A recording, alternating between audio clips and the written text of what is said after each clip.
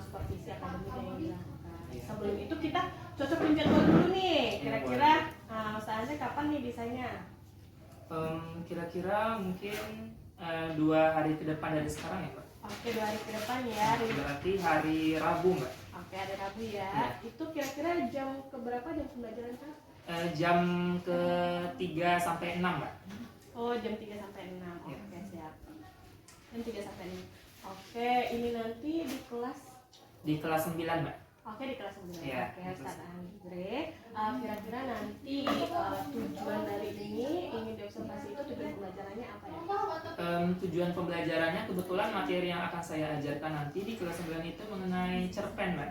Oh, cerpen. Ya, mengenai cerpen. Jadi tujuan pembelajaran yang ingin dicapai ya anak-anak dapat mengetahui bagaimana cara menulis cerpen dengan baik itu seperti apa. Oke, menulis cerpen yang baik. Oke, berarti tadi dari cerpen, berarti pengembangan yang dilakukan tadi itu dikerucutkan menjadi anak-anak bisa menulis cerpen dengan baik. Oke, kira-kira untuk tercapainya nih bisa menulis cerpen yang baik, kira-kira strategi apa yang bakal Ustadz Andre lakukan?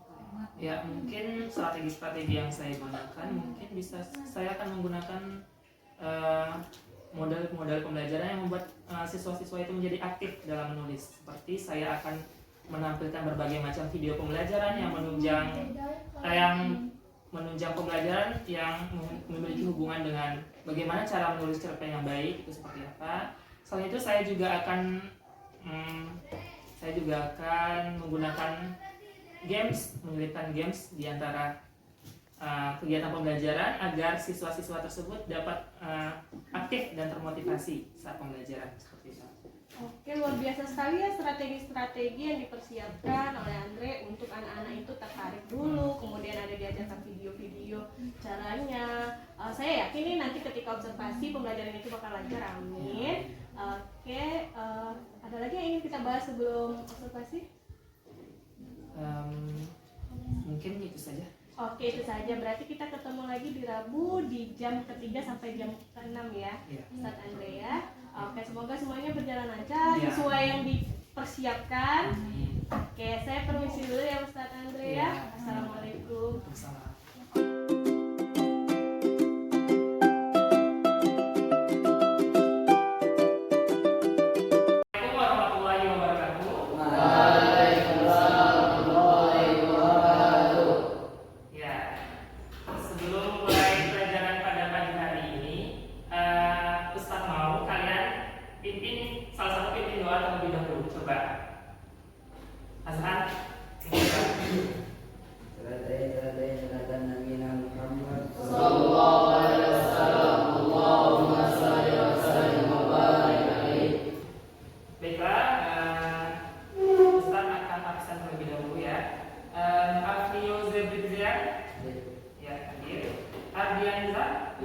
Hadir semua ya.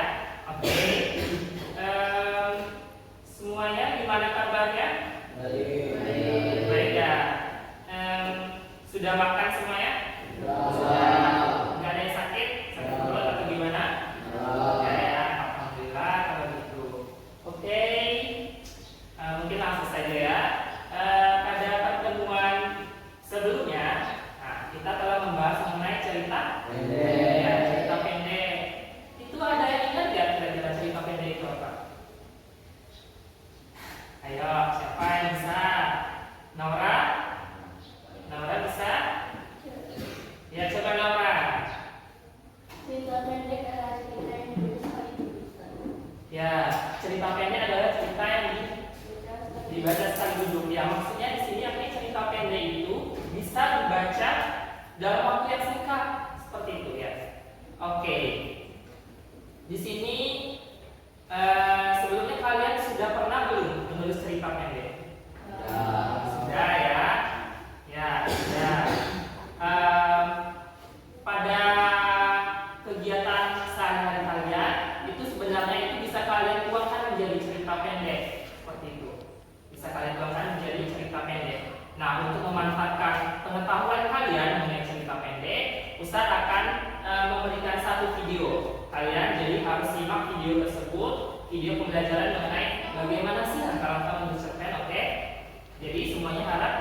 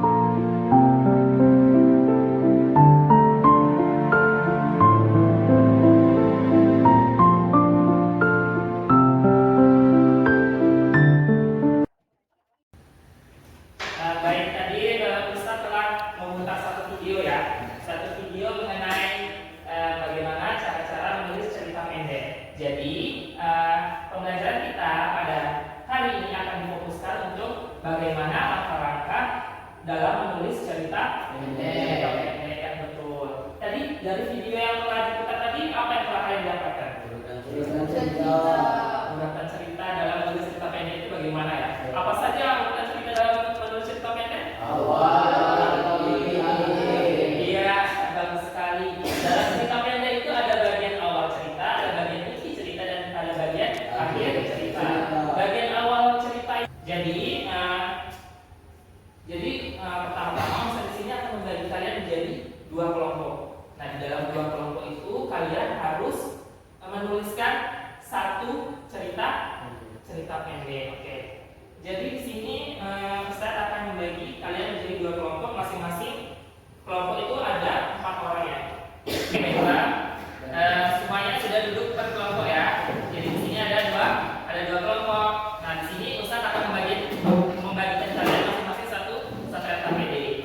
Nah, ini untuk kelompok Sineta dan ini untuk kelompok Nisa. Oke. Jadi di sini di dalam cerita pendek yang sudah Ustaz bagikan kepada kalian itu ada mengenai bagaimana langkah-langkah menulis cerpen dan juga ada satu contoh menulis cerpen.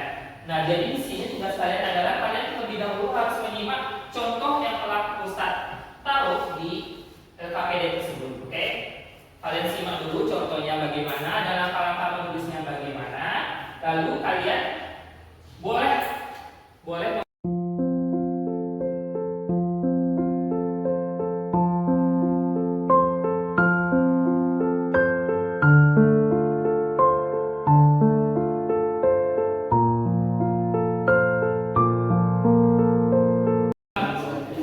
ya, kalian di sini sudah selesai ya menulis cerita pendek.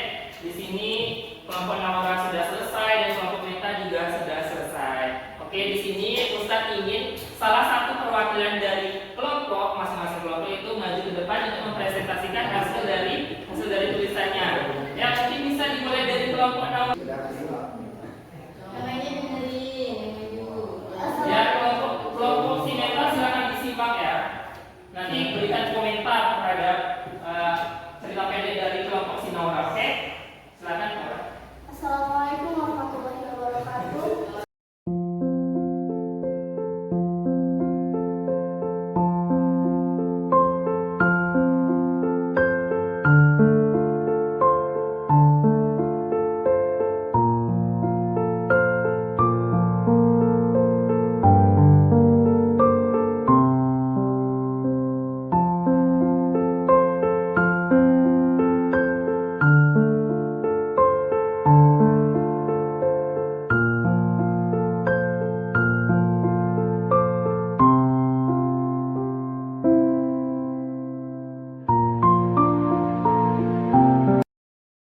Baiklah semuanya, itulah pembelajaran kita pada hari ini mengenai menulis cerita pendek. Jadi apa yang dapat kalian ambil dari pelajaran kita pada hari ini? Coba masing-masing kelompok harus menjawab ya. Ayo, silakan kelompok Naura. Apa yang kalian dapat pada pembelajaran kita pada hari ini?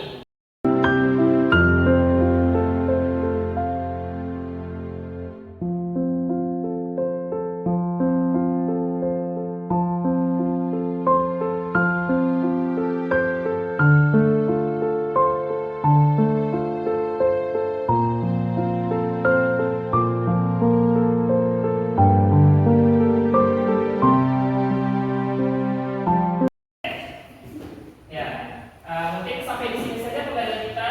Wabillahi taufiq wal hidayah. Pada Allah subhanahu wa ta'ala. Wassalamualaikum warahmatullahi wabarakatuh. Waalaikumsalam warahmatullahi wabarakatuh.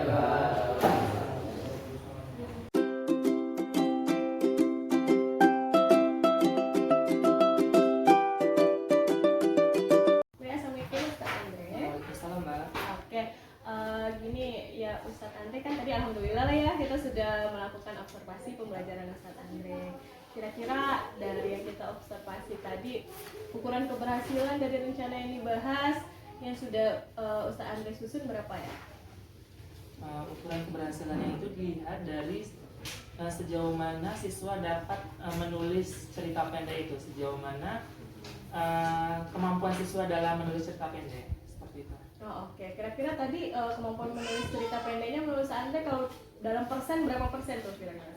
Kira-kira jika dinilai dari 0 sampai 100%, kemampuan siswa dalam menulis cerita pendek tadi di sekitar kisaran 70%. Oh, alhamdulillah ya. Itu sudah lumayan ya, suatu keberhasilan tinggi. Oke, kira-kira tadi kan ada 0 sampai 100% di 70%.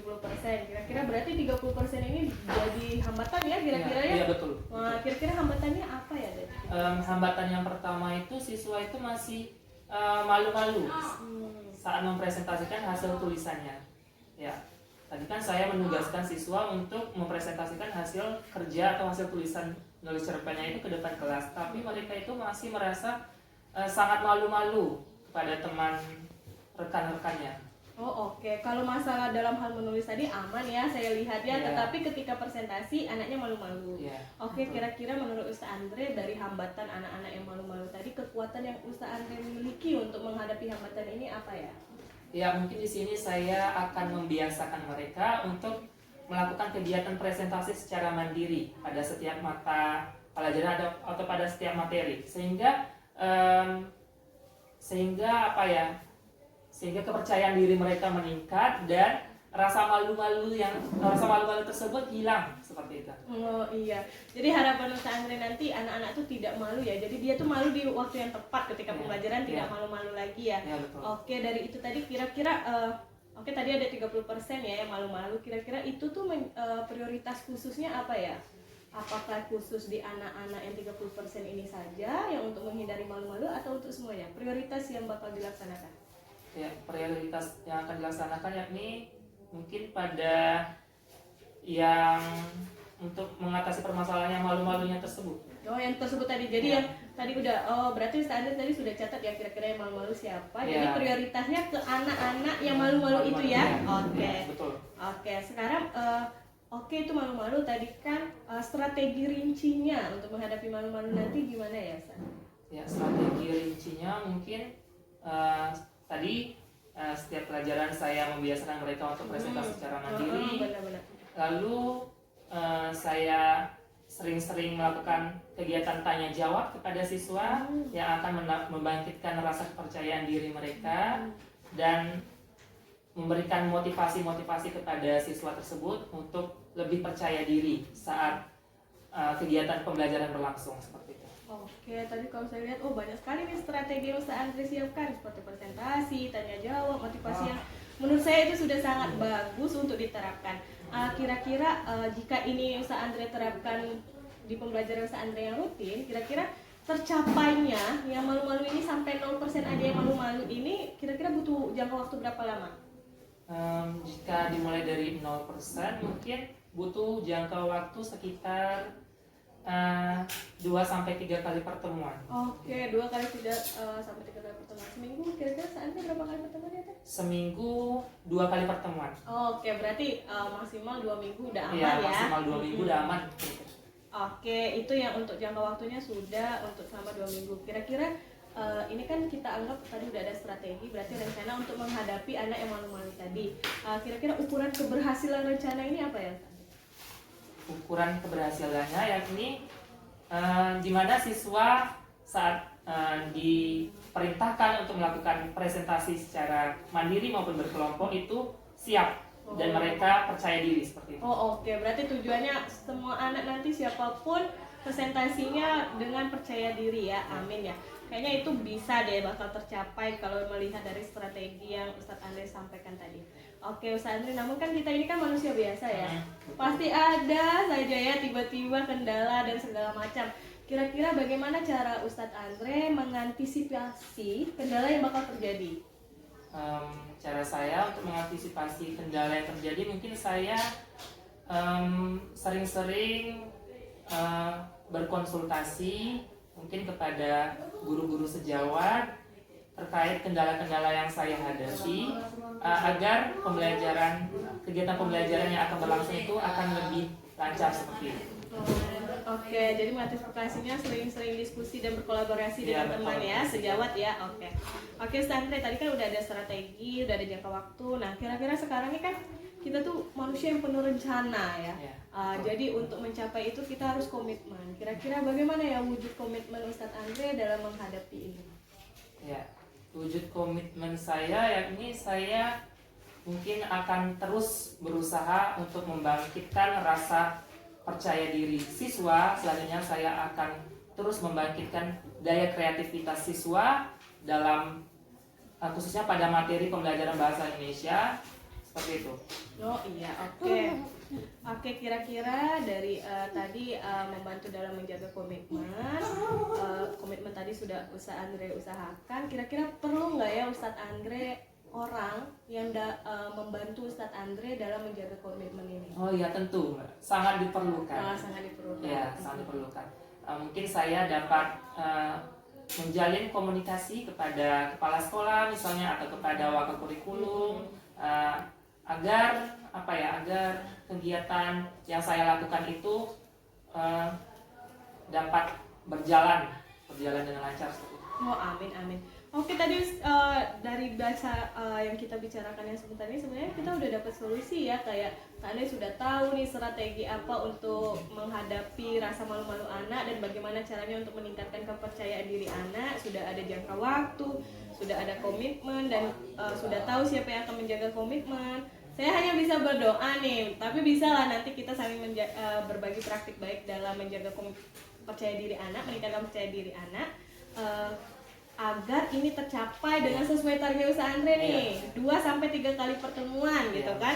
Oke, sekarang misalnya kan pembicaraan kita udah nih untuk yang masalah kepercayaan diri anak, meningkatkan percayaan diri anak. Kira-kira tindak lanjut dari percakapan kita sekarang apa ya Ustaz Andre, maunya seperti apa? Mungkin tindak lanjutnya kita akan membahas mengenai bagaimana cara membangkitkan gairah siswa dalam pembelajaran, karena terkadang siswa itu sering merasa bosan dan malas-malasan, bahkan sering mengantuk dalam pelajaran. Mungkin tindak lanjutnya seperti itu. Oke, berarti sekarang kita fokuskan di percaya diri, setelah itu nanti kita akan percakapan lagi mengenai yang masalah-masalah yang lain gitu ya Ustaz Andre. Betul. Oke, sekarang setelah ini berarti tindak lanjutnya Ustaz Andre akan melanjutkan penerapan yang strategi yang sudah disebutkan tadi. Kemudian itu mungkin nanti jika ada waktu kita refleksi, kemudian kita bahas masalah-masalah yang lain. Mungkin suatu saat saya yang akan bertanya dengan Ustaz Andre ya, kita saling berbagi praktik baik soalnya. Iya. Saya hanya pasti dan yakin kalau ini bakal terjadi gitu loh. Maksudnya anak itu bakal percaya diri, apalagi Ustaz Andre menyampaikan dengan penuh keyakinan. Jadi saya ikut termotivasi untuk yakin akan itu gitu kan. Ustaz Andre, ada lagi yang mau kita bahas untuk percakapan yang kali ini? Ya, mungkin sejauh ini sebatas ini saja.